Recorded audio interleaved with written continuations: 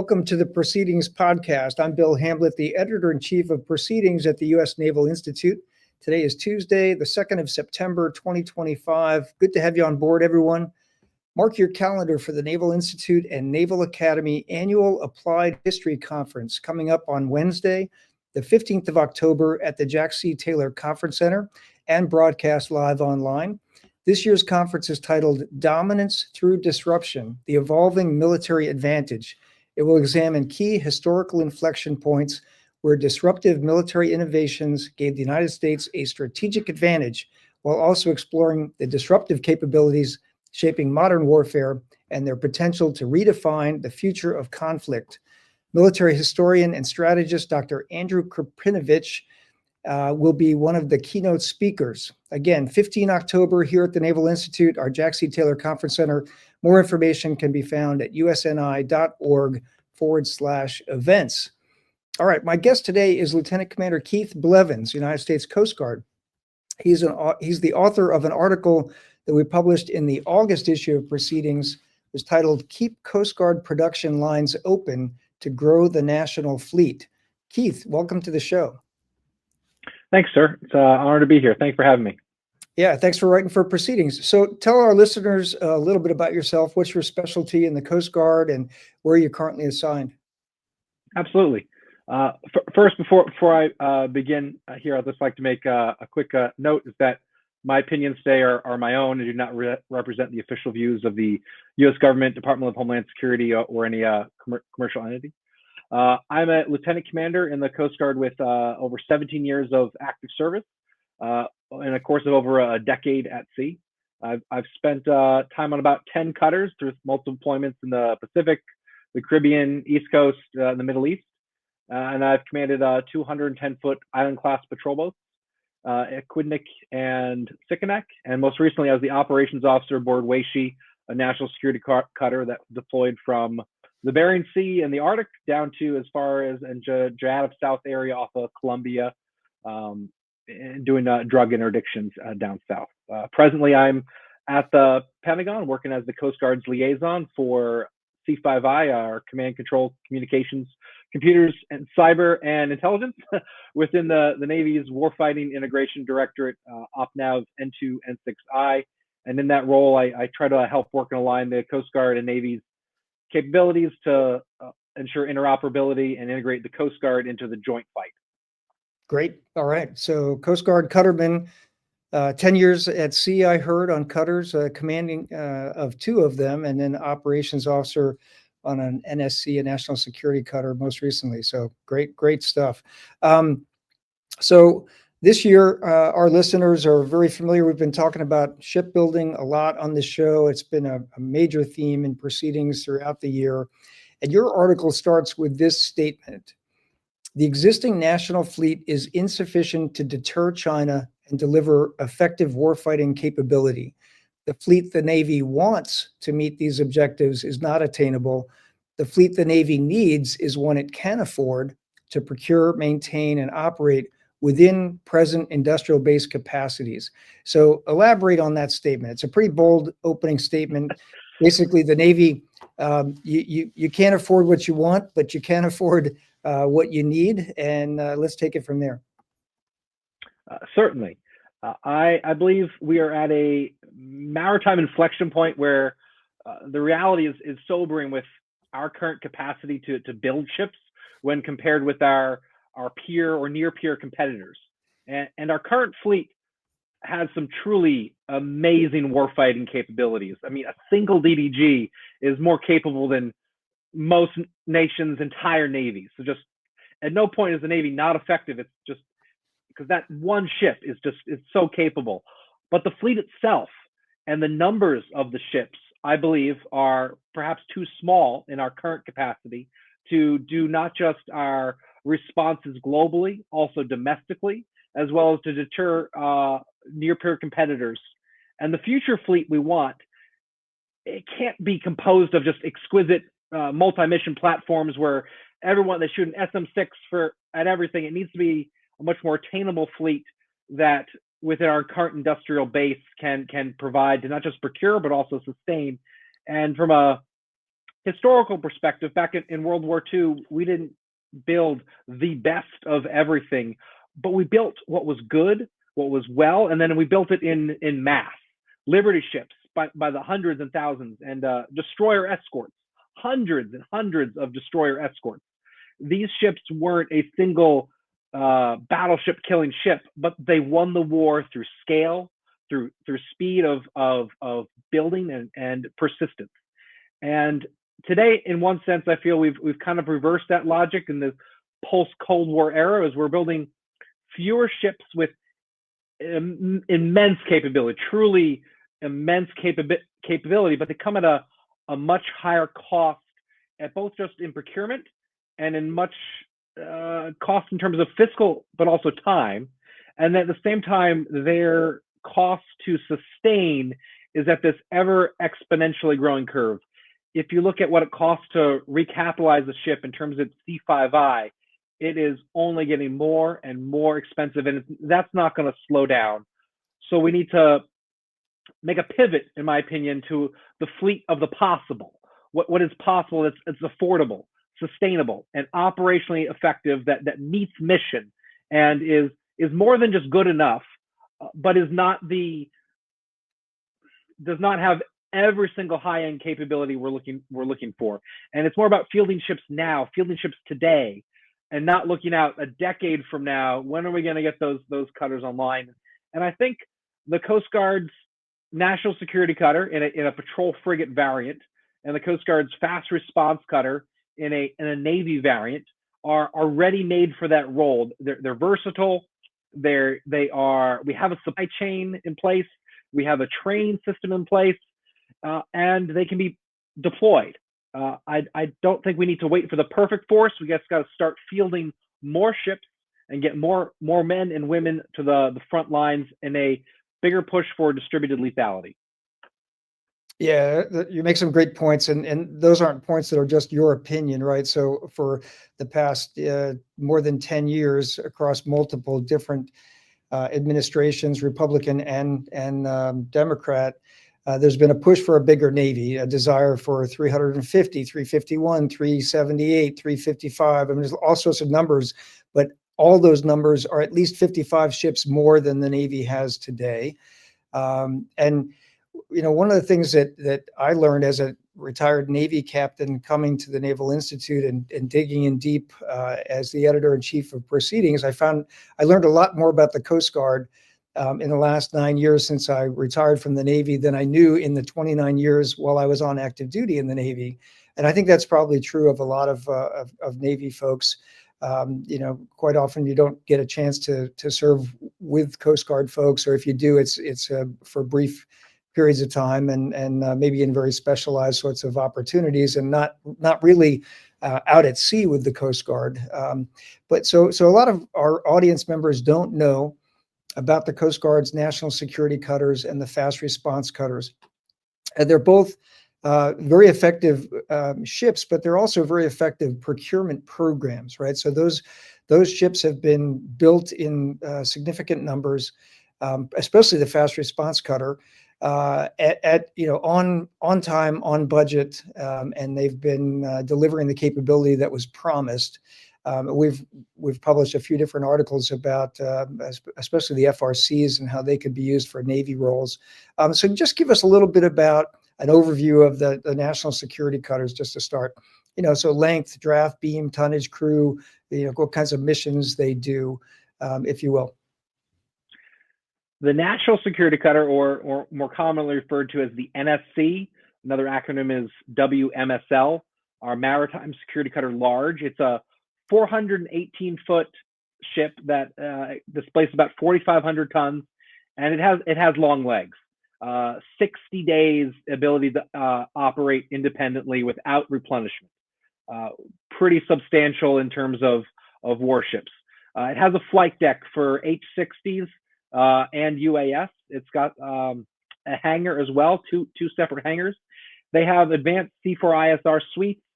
They have several of the same weapon systems that the LCS class has. So they've got the 57 millimeter forward deck gun.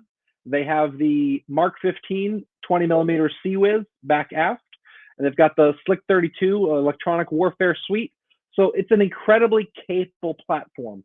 And these ships were designed for high endurance missions where you're going to use that independent deployability, those long legs.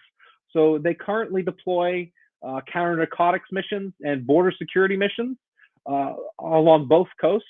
They also go as far south down to the Joint Interagency Task Force South AOR, which is off of Colombia and Costa Rica and Peru, doing drug interdiction down there. And they'll head even further south down to Chile sometimes for exercises with UNITA. On the East Coast, the National Security Cutter not only patrols the East Coast, but will continue farther over to Europe. I believe the cutter Hamilton was over in the Black Sea in 2021 doing partner building with Ukraine, but this is prior to the 2022 invasion. And then when we look to the west, to the Pacific, the ships will go up to the Bering Sea to do fisheries enforcement and search and rescue in support of the Alaskan fishing industry. They'll head up to the Arctic, head north of Alaska in the summertime to do presence patrols as well as deterrence. And then to the further to the west, they'll also patrol out in the far western Pacific, conducting exercises as far west as potentially India, to conducting a freedom of navigation exercise through the Taiwan Straits, and everywhere in between. I'm leaving out Oceania there. That's a whole nother mission there for IUUF. And these ships are incredibly capable. I touched a lot on very much Coast Guard missions there, but they are designed for national security and integrating with the national fleet for responses for contingencies in terms of war. And because primarily the Coast Guard is a armed force, and we will respond in concert with the Navy in a time of war. And that's what these ships will excel at in the future. Further, these ships were built with a variety of space, weight, and power in order to execute missions beyond just what they currently have on board. There's several spaces on board the ship that are unassigned space, meaning that ship, you could do additional equipment installations in the future, whether that is adding on a VLS system up forward where there used to be a deck hatch with kind of an open space strategically for a VLS system. You could do a variable depth sonar. There's a space in the ship that was designed to have space, weight, and power for that. You could add on additional deck-mounted missile launchers. You could add on additional electronic warfare suites. There's a lot of ability to add things onto these ships, whether it's in service of the Navy or the Coast Guard, to make them more up-armed for higher threat missions and do some threat-based modernization. So that is some of the future possible, but present, the ships are very capable. The ships do presently operate globally and do operate consistently, not just in our border security and maritime drug interdiction missions, but also in deterrence throughout Oceania, as well as into the South China Sea. Yeah, it's a great overview. And for Navy folks who've been around as long as I have, these are about the same size as an Oliver Hazard Perry class frigate that was, very popular on the Navy talked at the end of the Cold War and into the early post-Cold War period of a high-low mix of ships. So we had the cruisers, we had the Aegis cruisers, and then destroyers, but we also had on the low end was the Oliver Hazard Perry class frigates, which could do multi-mission, were armed in multiple different warfare areas, but they didn't cost a ton of money. And I think we built, 35 or 40 of them, so you could afford a bunch of them. And there are some missions that, you require a light frigate to go do. And then there are some missions that you require a more exquisite DDG. So yeah, great point. And the NSCs are about that size of a ship, 400 and something feet long, 4,000 plus tons displacement. And as you pointed out, there's a lot of extra space, weight, and power built into the national security cutters that could be, for upgunning them to a more armed Navy mission or mission set. Talk a little bit about the fast response cutters. So these are much smaller, but I think the Coast Guard has got, at last count, 67 or maybe coming up on 70 of them. What's their size, tonnage, crew? How many are there, and what kinds of missions are they performing? The Sentinel class fast response cutters are 154-foot ships, patrol boat. It's based on a Damon ship design that is used globally by various navies and coast guards. So it's a well-proven design. We have them stationed globally, with likely an additional 10 being procured through additional funding that was the Coast Guard received earlier this year.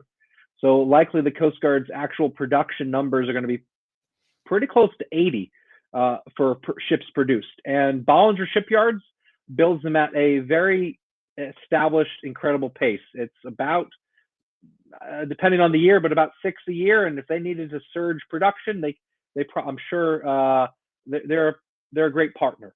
And this ship, for comparison, it displaces about 300 tons. About 300 tons.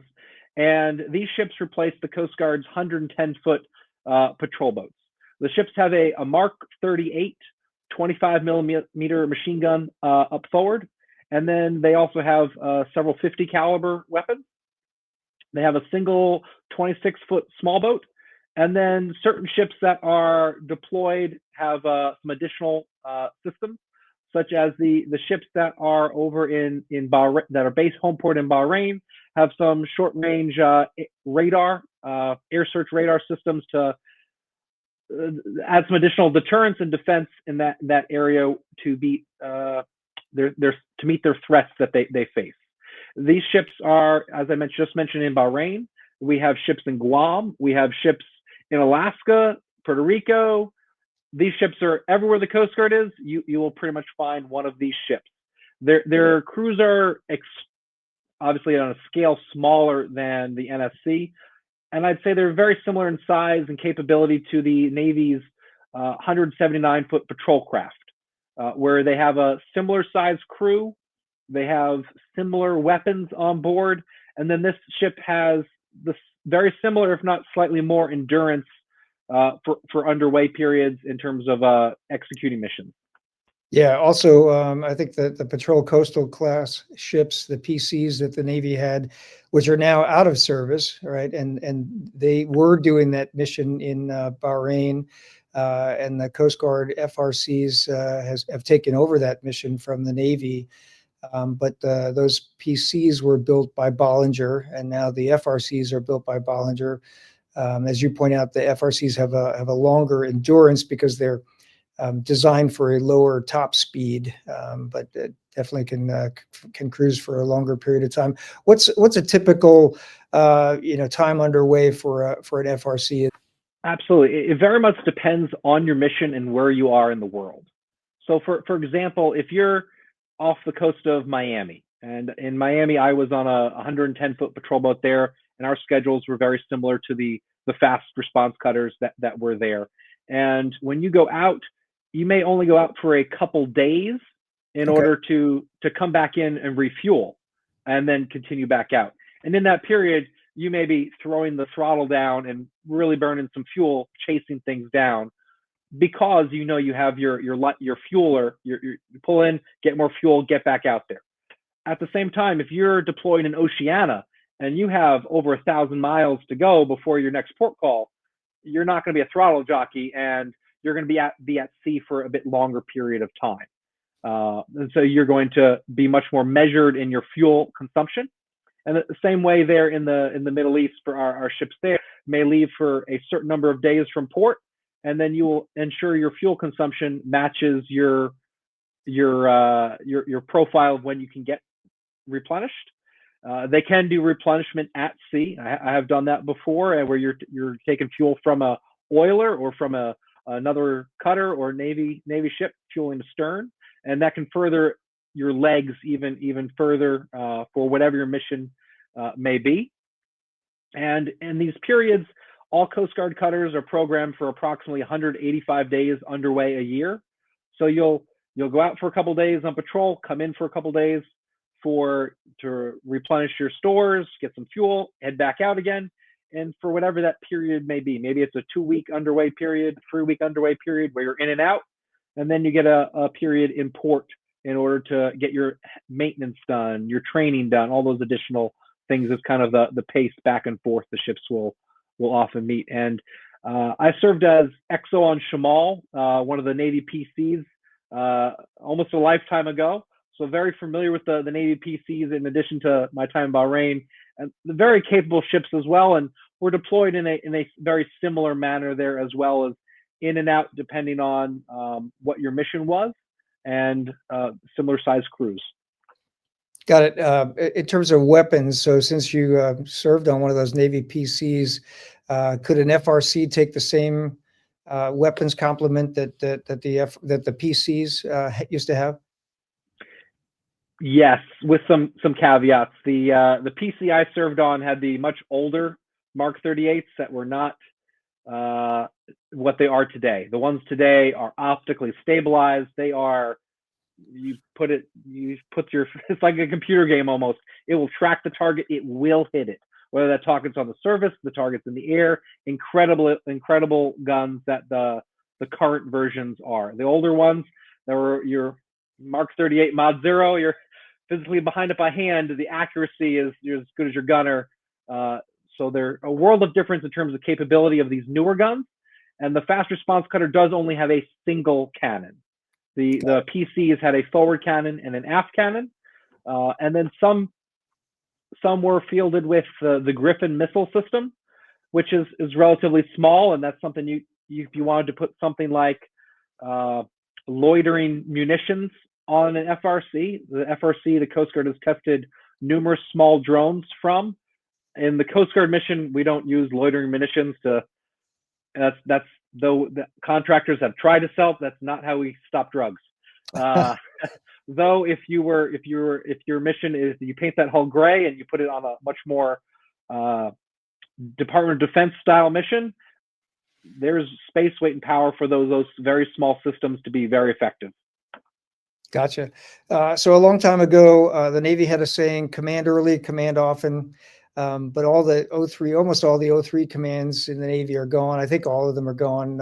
And most of the 04 commands, I think what we have left is a few minesweepers, which are being replaced by the littoral combat ships, which are 05 commands. The Coast Guard, however, still has early command for its cuttermen. And as you said, you've had command several times already in your career. What commands did you have? Just recap that. What did you learn from your first or even maybe your second command tours as a JO? Absolutely. So I had command of both a Quiddick in Bahrain and Cutter Sikanak out of New Jersey. I'd say two real pillars that I would take away from my time would be mission execution is paramount in terms of strategic and tactical purpose, and then also empowering your people. And I'd kind of take at it from those two fronts. And to focus on mission, I'd say Bahrain really gave me that tactical approach and that tactical experience, and seeing how you can be used. I had a great mentor as a captain there that really just helped refine us and how we could execute and integrate with the Navy and deliver that lethality when directed. And the Navy can move steel on and put steel on target at an incredible pace. And I really saw that firsthand there in the Middle East. And at the same time, taking care of your people while executing that mission, as people always have needs and challenges, whether that be something on the home front, which their people's home fronts was thousands of miles away, and also making sure they continue to professionally develop. Similarly, I'd say my second command there, I learned a lot more beyond just the tactical execution, but more the strategic picture of how are you as a single unit employed that then fits into the bigger picture, And I worked for two captains of the port there that very much had that big strategic, big picture. As when you're operating as a captain of the port, you are in charge of getting everything in and out of that port, as well as the security of the port, and then also offshore as well. And so I learned a lot there of how, as a commanding officer of a cutter, how I fit into that much larger picture.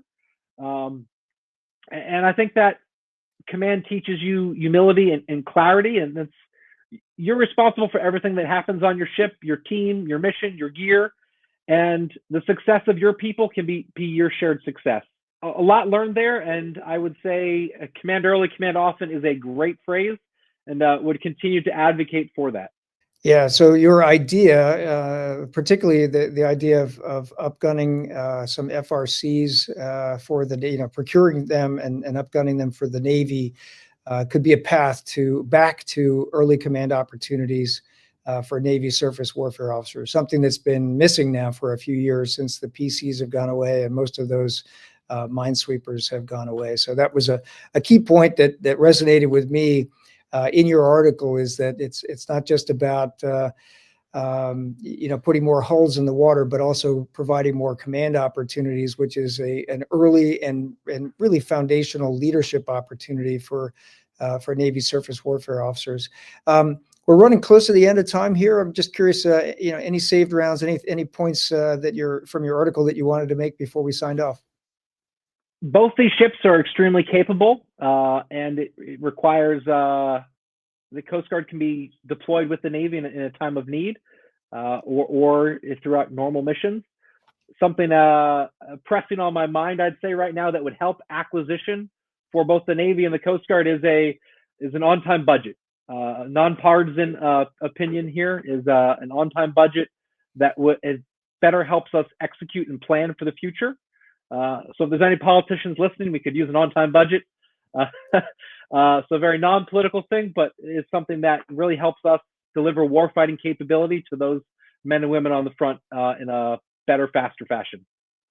Yeah, you make a point that several of our authors have made in shipbuilding articles this year, and it's one that I often foot stomp whenever I get the chance to, which is, and a lot of Americans don't know this, because the budget game that it gets played every year this time of year, September, October, November timeframe. Hopefully, Congress passes a defense budget no later than 30 September, and you don't have what's called a continuing resolution. But if they don't do their job on time, and you end up with a continuing resolution that, often, I think it's really become the norm in the last 20, 30 years in defense budgeting, rather than the exception, is that we get into a continuing resolution. As you point out, it's not a partisan political comment to say that Congress really needs to do its job on time, because when it doesn't, there's a thing that happens with defense procurement. You can't start new projects. You can't start building a new ship under a CR. So even if it's in the budget and will eventually be funded, until the funding comes, until the budget is actually passed, no new ships, no new submarines, no new major programs can start while you're under a CR. That's a very important point. I'm glad that you brought that up. So your article is a terrific one. It makes the point that, there's two hot production lines for two very capable classes of ships that the Coast Guard has been building, on time and on budget. The national security cutters, which are light frigate size, and then you've got the fast response cutter, the Sentinel class ships, which are, patrol coastal kind of size ships, and that the DoD could buy some of those for the Navy, both of those ships, and deliver capability in the immediate term, rather than waiting 5, 6, 7 years for whatever the next ship it might want to have. We know that the Constellation class frigate program has been besought by problems. Mostly, a lot of it is design changes. Some of it is industrial capacity problems as well. But you, Commander Blevins, you offer a near-term solution that the Navy could execute now by buying some of these ships and upgunning them for the Navy. So I applaud you The article is called "Keep Coast Guard Production Lines Open to Grow the National Fleet." It's in our August issue. Keith, thanks for being on the show and for writing for Proceedings. Absolutely. Glad to be here. And I think the option of autonomous ships, which is a big feature of your September edition, FRCs can fit in there well with many of the things talked about in your September issue. Anyway, well, Keith, thanks for your time today, and thanks for writing. I hope you'll write for us again. Will do. Thank you for having me. All right. Just one more reminder that to sign up for the History Conference, the Naval Institute Naval Academy Fall Applied History Conference here at the Naval Institute, the Jack C. Taylor Conference Center on October 15th. It'll be a great event as well. Go to usni.org/events. I hope to see you there. If you like the show, ring the bell, subscribe, tell a friend, and remember, until next episode, victory begins at the Naval Institute.